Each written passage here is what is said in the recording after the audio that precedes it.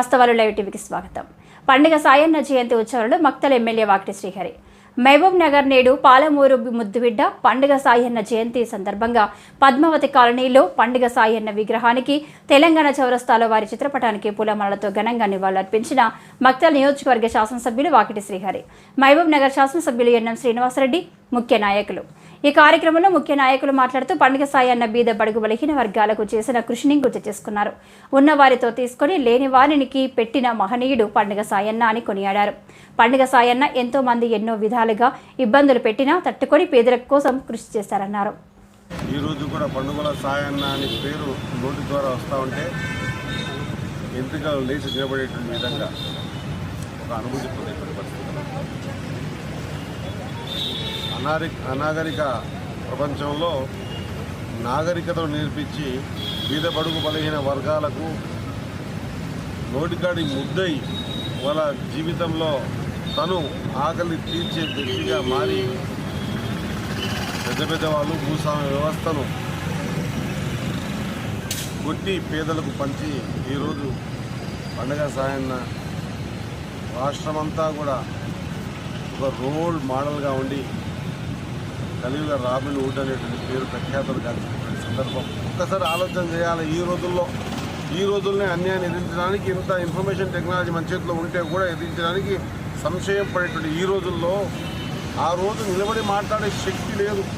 వంగి నడుచుకుంటూ పోవాల్సిన సందర్భాల్లో ఎదిరించి నిలబడి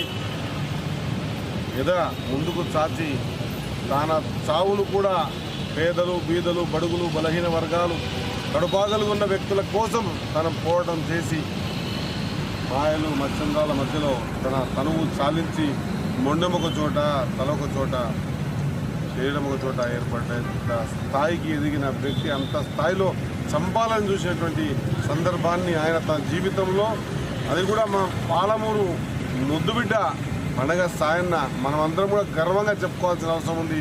నిజమైన నివాళులు ఆయనకు అర్పించాలంటే ఆయన సూచించిన మార్గంలో నడిచి ఖచ్చితంగా మనమందరం కూడా పేదలు బడుగులు బలహీన వర్గాల కోసం తానేది తలించిండో ఆ తలంపును మనం ముందుకు తీసుకుపోవాల్సిన అవసరం ఉందన్న మాట మరొకసారి గుర్తు చేస్తూ ఉన్నా.